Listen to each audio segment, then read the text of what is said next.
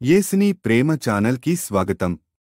దయచేసి ఈ ఛానల్ ని లైక్ చేయండి, షేర్ చేయండి, సబ్స్క్రైబ్ చేయండి. తెలుగు డైలీ ఆడియో బైబిల్ యెషయా గ్రంథము 16వ అధ్యాయము. అరణ్యపు తట్టుననున్న సెల నుండి దేశము నేలువానికి తగిన గొర్రెపిల్లలను కప్పముగా సీయోను కుమార్తె పర్వతమునకు పంపుడి. గూటి నుండి చెదరి ఇటు అటు ఎగురు పక్షుల వలె అర్నోను రేవుల యొద్ద మోయాబు కుమార్తెలు కనబడుదురు. ఆలోచన చెప్పుము, విమర్శ చేయుము. చీకటి కమ్మినట్లు మధ్యాహ్నమున నీ నీడ మా మీద ఉండనియ్యుము. చెదరిన వారిని దాచిపెట్టుము, పారిపోయిన వారిని పట్టియ్యకము. నేను వెలివేసిన వారిని నీతో నివసింపనిమ్ము. దోచుకొనువారు వారి మీదికి రాకుండున్నట్లు మోయాబీయులకు ఆశ్రయముగా ఉండుము. బలాత్కారులు ఓడిపోయిరి, సంహారము మానిపోయెను. అనగద్రొక్కువారు దేశములో లేకుండా నశించిరి. కృప వలన సింహాసనము స్థాపింపబడును. సత్య సంపన్నుడై దానిమీద కూర్చుండి తీర్పు తీర్చునొకడు కలడు. దావీదు గుడారములో అతడాసీనుడై న్యాయము విచారించుచు న్యాయము జరిగించుటకై తేవరించును. మోయాబీయులు బహు గర్వము గలవారని మేము వినియున్నాము. వారి గర్వమును గూర్చియు వారి అహంకార గర్వ క్రోధములను గూర్చియు వినియున్నాము. వారు వదరుట వ్యర్థము. కావున మోయాబీయులు మోయాబును గూర్చి అంగలార్చుదురు, అందరునూ అంగలార్చుదురు. మోయాబీయులారా, కేవలము పాడైయున్న కీర్హరెశెతు ద్రాక్ష పండ్ల అడలు దొరకక మీరు మూలుగుదురు. ఏలయనగా హెష్బోను పొలములు సిబ్మా ద్రాక్షావల్లులు వాడిపోయెను. దాని శ్రేష్టమైన ద్రాక్షావల్లులను జనముల అధికారులు అనగద్రొక్కిరి. అవి యాజరు వరకు వ్యాపించెను, అరణ్యములోనికి ప్రాకెను. దాని తీగలు విశాలముగా వ్యాపించి సముద్రమును దాటెను. అందువలన యాజరు ఏడ్చినట్టు నేను సిబ్మా ద్రాక్షావల్లుల నిమిత్తము ఏడ్చెదను. హెష్బోను, ఏలాలే, నా కన్నీళ్ల చేత నిన్ను తడిపెదను. ఏలయనగా ద్రాక్ష తొట్టి త్రొక్కి సంతోషించున్నట్లు నీ శత్రువులు నీ వేసవికాల ఫలముల మీదను నీ కోత మీదను పడి కేకలు వేయుదురు. ఆనంద సంతోషములు ఫలభరితమైన పొలము నుండి మానిపోయెను. ద్రాక్షల తోటలో సంగీతము వినబడదు, ఉత్సాహధ్వని వినబడదు. గానుగులలో ద్రాక్ష గెలలను త్రొక్కువాడెవడునూ లేడు. ద్రాక్ష తొట్టి త్రొక్కువాని సంతోషపు కేకలు నేను మాన్పించియున్నాను. మోయాబు నిమిత్తము నా గుండె కొట్టుకొనుచున్నది. కీర్హరెసు నిమిత్తము నా ఆంత్రములు సితారా వలె వాగుచున్నవి. మోయాబీయులు ఉన్నత స్థలమునకు వచ్చి ఆయాసపడి ప్రార్థన చేయుటకు తమ గుడిలో ప్రవేశించున్నప్పుడు వారికేమీయూ దొరకకపోవును. పూర్వకాలమున యెహోవా మోయాబును గూర్చి సెలవిచ్చిన వాక్యము ఇదే. అయితే యెహోవా ఇప్పుడు ఇలాగన ఆజ్ఞ ఇచ్చుచున్నాడు. కూలివాని లెక్క ప్రకారము 3 ఏండ్లలోగా మోయాబీయుల యొక్క ప్రభావమును వారి గొప్పవారి సమూహమును అవమానపరచబడును. శేషము బహు కొద్దిగా మిగులును, అది అతి స్వల్పముగా నుండును. యెషయా గ్రంథము 17వ అధ్యాయము. దమస్కును గూర్చిన దేవోక్తి. దమస్కు పట్టణము కాకపోవలసి వచ్చెను, అది పాడై దిబ్బగా నగును. అరోయేరు పట్టణములు నిర్మానుష్యములగును, అవి గొర్రెల మందలు మేయు తావులగును. ఎవడనూ వాటిని బెదిరింపకుండా మందలు అచ్చట పండుకొనును. ఎఫ్రాయిమునకు దుర్గము లేకపోవును, దమస్కునకు రాజ్యము లేకుండును. ఇశ్రాయేలీల ప్రభావమునకు జరిగినట్లు సిరియాలో నుండి శేషించిన వారికి జరుగును. సైన్యములకు అధిపతియగు యెహోవా ఈ మాట సెలవిచ్చుచున్నాడు. ఆ దినమున యాకోబు యొక్క ప్రభావము క్షీణించిపోవును, వాని క్రొవ్విన శరీరము కృశించిపోవును. చేనుకోయివాడు దంట్లు పట్టుకొనగా వాని చెయ్యి వెన్నులను కోయినట్లుండును. రెఫాయీము లోయలో ఒకడు పరిగె ఏరునట్లుండును. అయినను ఒలీవ చెట్లు దులుపగా పైకొమ్మ చివరను 2-3 పండ్లు మిగిలియుండునట్లు, ఫలభరితమైన చెట్టున వాలు కొమ్మల యందు 3-4 పండ్లు మిగిలియుండునట్లు దానిలో పరిగె పండ్లుండునని ఇశ్రాయేలీల దేవుడైన యెహోవా సెలవిచ్చుచున్నాడు. ఆ దినమున వారు తమ చేతులు చేసిన బలిపీఠముల తట్టు చూడరు. దేవతా స్తంభమునైనను సూర్యదేవతా ప్రతిమలనైనను తమ చేతులు చేసిన దేనినైనను లక్ష్యము చేయరు. మానవులు తమను సృష్టించిన వాని వైపు చూతురు. వారి కన్నులు ఇశ్రాయేలు యొక్క పరిశుద్ధ దేవుని లక్ష్యపెట్టును. ఆ దినమున ఎఫ్రాయిమీల బలమైన పట్టణములు ఇశ్రాయేలీల భయము చేత అడవిలోను కొండ శిఖరము మీదను జనులు విడిచిపోయిన స్థలముల వలె నగును. ఆ దేశము పాడగును. ఎలయనగా నీవు నీ రక్షణకర్తయగు దేవుని మరచిపోతివి. నీ ఆశ్రయదుర్గమైన నీ శైలమును జ్ఞాపకము చేసుకొనలేదు. అందుచేత నీవు రమ్యమైన వనములను నాటుచూ వచ్చితివి. వాటిలో అన్యమైన ద్రాక్షవల్లులను నాటితివి. నీవు నాటిన దినమున దాని చుట్టూ కంచె వేసితివి. ప్రొద్దుననే నీవు వేసిన విత్తనములను పుష్పింపజేసితివి. గొప్ప గాయములను మిక్కుటమైన బాధయు కలుగు దినమున పంట కుప్పలుగా కూర్చబడును. ఓహో, బహుజనములు సముద్రముల ఆర్భాటము వలె ఆర్భాటించును. జనములు ప్రవాహ జలముల ఘోష వలె ఘోషించును. జనములు విస్తార జలముల ఘోష వలె ఘోషించును. ఆయన వారిని బెదిరించును.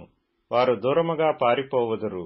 కొండమీది పొట్టు గాలికి ఎగిరిపోవునట్లు, తుఫాను ఎదుట గిరగిరా తిరుగు కసువు ఎగిరిపోవునట్లు వారును తరమబడుదురు. సాయంకాలమున తల్లడిల్లుదురు. ఉదయము కాక మునుపు లేకపోవుదురు. ఇదే మమ్మును దోచుకొని వారి భాగము. మా సొమ్ము దొంగిలు వారికి పట్టుగతి ఇదే. యెషయా గ్రంథము 18వ అధ్యాయము. ఓహో, కూషు నదుల అవతల తటతడ కొట్టుకొనుచున్న రెక్కలగల దేశమా, అది సముద్ర మార్గముగా జలముల మీద జమ్ము పడవలలో రాయబారులను పంపుచున్నది. వేగిరపడు దూతలారా, ఎత్తైన వారును నునుపైన చర్మము గలవారునగు జనము నొద్దకు, దూరములోనున్న భీకర జనము నొద్దకు పోవుడి. నదులు పారుచున్న దేశము గలవారును దాష్టికులై జనములను త్రొక్కుచుండు వారునగు జనము నొద్దకు పోవుడి. పర్వతముల మీద ఒకడు ధ్వజమెత్తునప్పుడు లోక నివాసులైన మీరు భూమి మీద కాపురముండు మీరు చూడుడి. బాకా ఊదునప్పుడు ఆలకించుడి. యెహోవా నాకీలాగు సెలవిచ్చియున్నాడు. ఎండకాయిచుండగాను వేసవి కోత కాలమున మేఘములు మంచు కురియుచుండగాను నేను నిమ్మళించి నా నివాస స్థలమున కనిపెట్టుచుందును.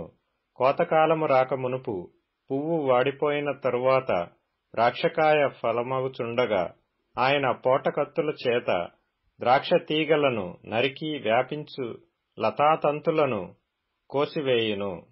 అవి కొండలలోని క్రూర పక్షులకును భూమి మీదనున్న మృగములకును విడువబడును. వేసవి కాలమున క్రూర పక్షులను, శీతాకాలమున భూమి మీదనున్న మృగములను వాటిని తిన్నును. ఆ కాలమున ఎత్తైన వారును నునుపైన చర్మము గలవారును దూరములోనున్న భీకరమైన వారును నదులు పారు దేశము గలవారునయ్యున్న దాష్టికులగు ఆ జనులు సైన్యములకధిపతియగు యెహోవాకు అర్పణముగా ఆయన నామమునకు నివాస స్థలముగా నుండు సియోను పర్వతమునకు తేబడుదురు. ఎఫెస్సీయులకు రాసిన పత్రిక 1వ అధ్యాయం. దేవుని చిత్తము వలన క్రీస్తు యేసు అపోస్తలుడైన పౌలు ఎఫెస్సులోనున్న పరిశుద్ధులను క్రీస్తు యేసునందు విశ్వాసులునైన వారికి శుభమని చెప్పి వ్రాయినది. మన తండ్రి అయిన దేవుని నుండియు ప్రభు అయిన యేసు క్రీస్తు నుండియు మీకు కృపయు సమాధానమును కలుగునుగాక. మన ప్రభు అయిన యేసు క్రీస్తు యొక్క తండ్రియగు దేవుడు స్తుతింపబడునుగాక. ఆయన క్రీస్తునందు పరలోక విషయములలో ఆత్మ సంబంధమైన ప్రతి ఆశీర్వాదమును మనకనుగ్రహించెను.